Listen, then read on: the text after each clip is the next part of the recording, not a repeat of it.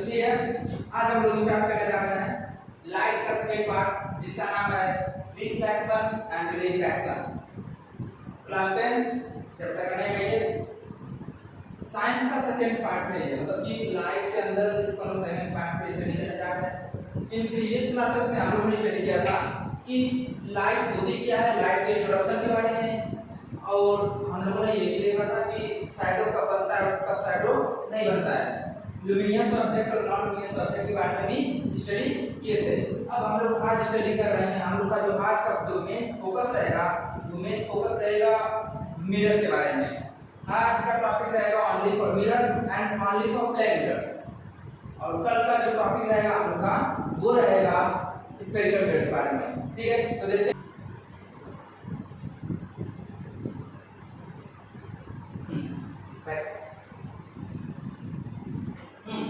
जैसे कि देखिए आज हम लोग का जो टॉपिक है प्लेन मिरर के बारे में है। प्लेन मिरर होता क्या है, फ्लैट मिरर होता है, जैसे एम और एम डैश एक प्लेन मिरर है। प्लेन मिरर का जो सरफेस होता है एकदम सीधा होता है, जो सीधा होता है एक साइड का पॉलिश होता है, जैसा कि हम लोगों ने कल की वीडियो में डिस्क्राइब किया था। जो लाइट आती है उसको इंसिडेंट रे बोलते हैं, जो लाइट आती है उसको इंसिडेंट रे बोलते हैं, जो लाइट जाती है उसको रिफ्लेक्टेड रे बोलते हैं। इसके बीच में जो परपेंडिकुलर ड्रॉ करते हैं, इसके बीच में जो परपेंडिकुलर ड्रॉ किए हैं हम लोग, जैसे ये वाला, इसको हम बोलते हैं नॉर्मल। ठीक है, इस पॉइंट को जहां पे आके इंसिडेंट रे, रिफ्लेक्टेड रे या नॉर्मल रे मिलती है, इस पॉइंट को हम लोग बोलते हैं पॉइंट ऑफ इंसिडेंस। नॉर्मल और इंसिडेंट के बीच में जो एंगल बनता है उसको बोलते हैं एंगल ऑफ इंसिडेंस, और इसके बीच में जो एंगल बनता है उसको बोलते हैं एंगल ऑफ रिफ्लेक्शन। सभी के बारे में एक पॉइंट हम लोग देखते हैं कि रिसर्च का क्या होता है। नेक्स्ट करो इसका, तो नेक्स्ट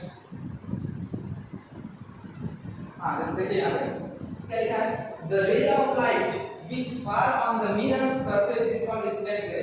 अगर कोई सरफेस है उसके ऊपर कोई लाइट आके गिर रही है तो उसको हम क्या कहते हैं, इंसिडेंट रे कहेंगे। क्या कहेंगे, ठीक है। तो देखिए इंसिडेंट रे का मतलब क्या होता है, जस्ट लाइक अगर ये लेजर लाइट है तो किसी भी चीज पे इंसिडेंट होगा। अगर ये लाइट आ रही है जैसा कि आपको दिखाई दे रहा है, तो ये जो लाइट इस पे इंसिडेंट हो रही है तो इसको हम बोलते हैं इंसिडेंट रे।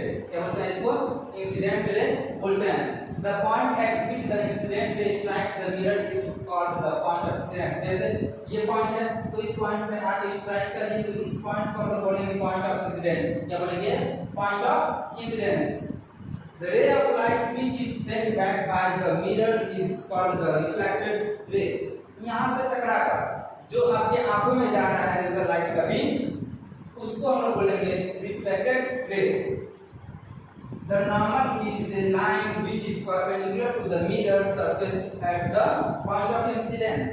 मतलब अभी बताया कि परपेंडिकुलर ड्रॉ करेंगे तो उसी को हम लोग कहते हैं नॉर्मल रे। तो द एंगल क्या लिखा है, the angle between incident ray and normal ray is called angle of reflection. कि जो एंगल इंसिडेंट रे और नॉर्मल रे के बीच में जो एंगल बनेगा उसको एंगल ऑफ इंसिडेंस बोलेंगे, और इसको डिनोट करेंगे स्मॉल आई से। एंगल बिटवीन रिफ्लेक्टेड, जो रिफ्लेक्टेड रे और नॉर्मल के बीच में बनेगा उसको क्या बोलेंगे, एंगल ऑफ रिफ्लेक्शन, और इसको डिनोट करेंगे स्मॉल आर से। तो ये इंपॉर्टेंट पॉइंट्स अगर ये समझ में आएगा आप लोग को तो इमेज डायग्राम बनाने में आप लोगों को काफी हेल्प करेगा ये। ठीक है, next important points of reflection. Reflection का इंपॉर्टेंट पॉइंट्स क्या है, mirror change the direction of light that fall on it। this change of direction by mirror is reflection of light। बस reflection of light he direction change कर सकता है। Light के direction को change करने की कैपेसिटी किसके अंदर होती है, बस रिफ्लेक्शन के अंदर होती है। बस किसके अंदर होती है, रिफ्लेक्शन के अंदर होती है। ठीक है, बस मिरर के अंदर होता है, लेंस के अंदर डायरेक्शन चेंज करने की कैपेसिटी नहीं होता है। सेकंड पॉइंट क्या है, an image which can be obtained on A screen is called real image. जैसे इसका इमेज इस पे बन रहा है तो इसका इमेज जब इस पे बन रहा है तो इसको हम रियल इमेज कहेंगे। अगर इसका इमेज इस पे नहीं बनता तो उसको कहेंगे वर्चुअल इमेज। जस्ट लाइक ये an image which can not be obtained on the screen is called a virtual image. ठीक है, तो जिस स्क्रीन को, जिस ऑब्जेक्ट को हम लोग स्क्रीन को उसका इमेज नहीं ऑब्टेन कर सकते हैं उसको हम लोग कहते हैं वर्चुअल इमेज। क्या कहते हैं, वर्चुअल इमेज। नेक्स्ट देखते हैं इसके कुछ लॉज। रिफ्लेक्शन ऑफ लाइट के दो लॉ है, ये मिरर के साथ साथ लेंस में भी अप्लाई होगा। मेरे इसके दो लॉ है, the angle of incidence is always equal to the angle of reflection. जो एंगल ऑफ इंसिडेंस होगा वो हमेशा एंगल ऑफ रिफ्लेक्शन के इक्वल होगा। It means angle I equal to angle R. Second क्या है, the incident ray, the reflected ray and the normal drop at the point of incidence to the reflecting surface lie in the same line. मतलब जो incident होगा, जो reflected होगा, जो normal होगा, वो तीनों एक ही पॉइंट पे होगा, तीनों एक ही पॉइंट पे होगा, उसी को बोलते हैं इसका सेकंड लॉ। यहाँ ये लॉ इंपॉर्टेंट है फर्स्ट वाला, क्योंकि जब आप लोग लेंस स्टडी करेंगे, रिफ्रैक्शन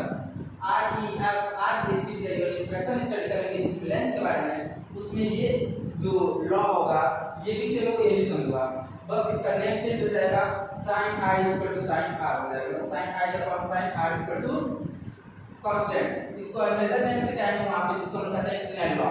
क्या कहते हैं? Snell law. और ठीक है, next more about reflection of light. Reflection of light के बारे में कुछ और जानते हैं। देखिए क्या लिखा है, this law of reflection are applicable to all types of reflecting surface including spherical surface.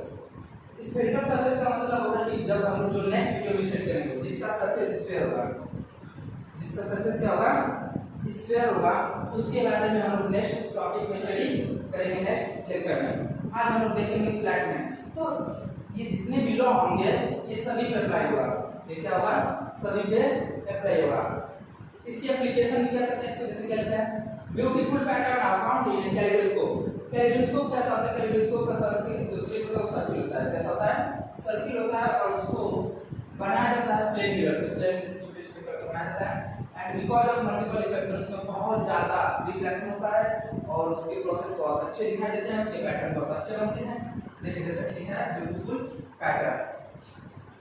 Periscope work on the law of reflection. Periscope भी, ये दोनों पॉइंट इंपॉर्टेंट है। Periscope work on the law of reflection. Periscope जो work करता है वो law of reflection पे work करता है।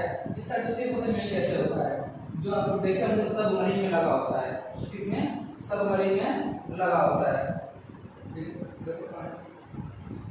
सबमरीन में लगा होता है पेरिस्कोप देखने के लिए बाहर। ठीक है, नेक्स्ट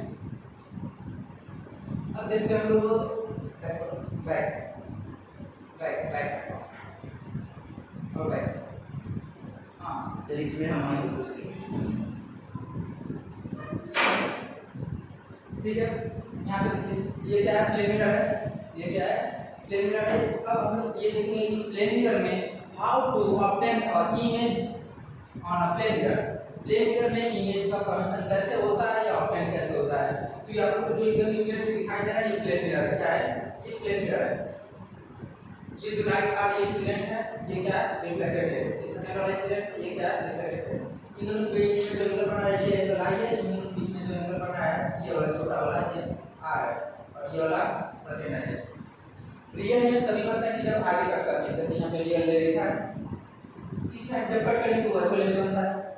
ठीक है, प्लेन मिरर के लिए प्लेन मिरर जो होता है उसका सरफेस फ्लैट होता है। मतलब जो हम लोग स्टडी करेंगे वो सरफेस स्फेरिकल मिरर होगा। इसमें आप लोग देखेंगे कि आगे जो होता है इसका डिस्टेंस ज्यादा जा रहा है, जिसकी वजह से कभी कट नहीं करेंगे। कहां कट करेंगे, पीछे। और जब पीछे कट करेंगे किसमें बनेगा, वर्चुअल। वर्चुअल मतलब जिसको हम लोग स्क्रीन पे नहीं बढ़ा सकते हैं। मतलब क्या हुआ कि जो प्लेन मिरर है उसको बस आप लोग सामने से देखोगे तो दिखाई देगा, और उसके साइड से जाकर उसका इमेज दिखाएंगे तो दिखाई नहीं देगा। ठीक है, नेक्स्ट करो तो इसमें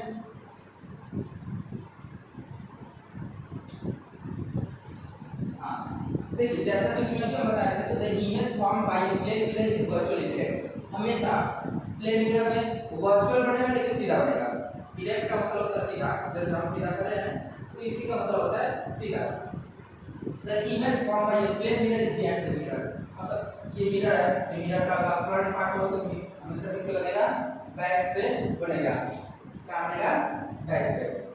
ठीक है, क्या लिखा है, the image form by a plane mirror is behind the mirror. Image का काम है बिहाइंड, पीछे। The image form in a plane mirror in the same distance behind the mirror. Object अगर प्लेन मिरर के यहाँ पे है तो इमेज प्लेन मिरर के यहाँ पर एकदम सेम डिस्टेंस है, दोनों का जो डिस्टेंस होगा सेम होगा। The image form in a plane mirror is of the same side.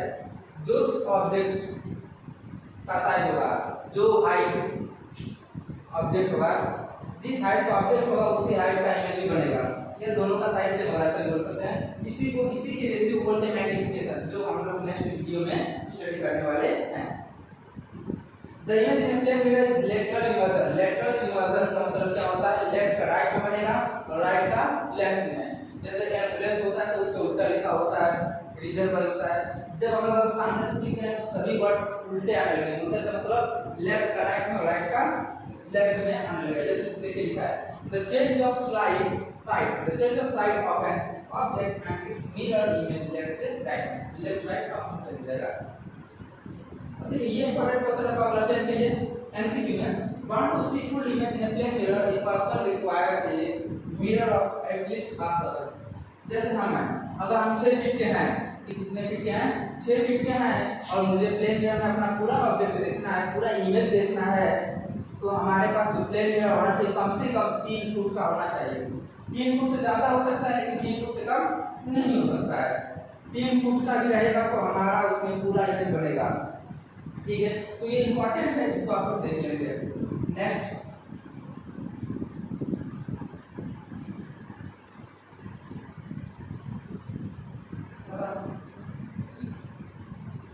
ठीक है, थैंक यू। ठीक है, थैंक यू।